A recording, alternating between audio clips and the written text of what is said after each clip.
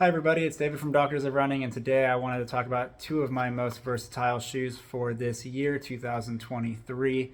The first one should not be a surprise. It's the Topo Athletic Cyclone 2. Those that have been following this channel know this is one of my favorites. I've been able to take this on many different kinds of workouts, some easy runs as well. The other one is the Adidas Boston 12. And so very different shoes, but both equally versatile in my mind.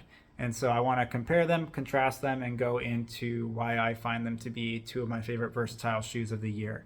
So starting off with the Topo Cyclone 2, this shoe doesn't have any nonsense to it. There's a relatively moderate stack height, moderate to low stack height by today's standards, 27 in the heel, 22 in the forefoot. There's no plate, so it's pretty flexible. Upper is pretty streamlined, but it locks down pretty well. It's a P-Bax midsole, so light, airy, bouncy, all those things you'd expect, but without the stiffening agent, gives off a surprising natural ride. And so for those that like those types of designs, like the New Balance Rebel or I don't know why I'm blanking at the moment, Saucony Kinvara, those types of shoes, this definitely fits that bill. And then 6.7 ounces, so it's also very lightweight. So this is something that could even carry off into some racing, potentially. Adidas Boston 12, men's size 9. We're looking at 9.1 ounces, so definitely a weight difference here. This is more on the trainer side of things. But the geometry-wise as well, 35 in the heel, 28.5 in the forefoot, so that's a 6.5 millimeter drop. There is light strike through the heel that goes down less and less into the forefoot. So then the Light Strike Pro, which is less in the heel, becomes more and more. And then there's a nice slab of it in the forefoot. There is a stiffening agent in the Boston 12, though it's a little bit more flexible than the Adios Pro 3. The energy rods in here do have a little bit of give to them. With that said, still has some stiffness, still has some pop at the forefoot. So very different shoes. Why are they versatile? So both of these shoes I feel like I can log daily miles in. I definitely lean more towards the workout side in the Cyclone 2, and I definitely lean more towards the daily / along side in the Boston 12.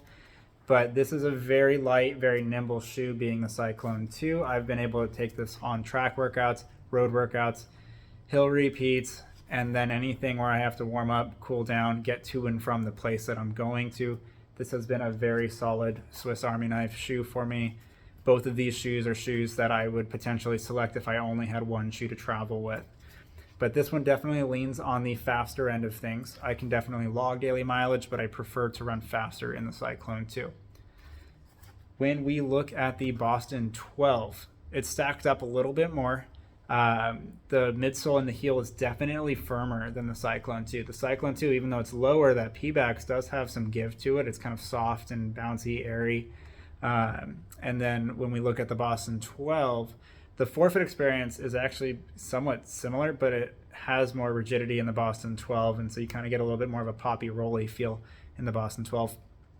But firm through the heel, definitely softer towards the forefoot. You have a very lively, bouncy toe off, decently sharp toe spring there, mixed with the stiffening agent. And then you also have that Continental outsole, so it's very grippy up in the forefoot. This is a shoe that I feel like I can definitely get into a rhythm, kind of just stay forward, stay engaged. It's been a very good long run and long tempo workout shoe for me.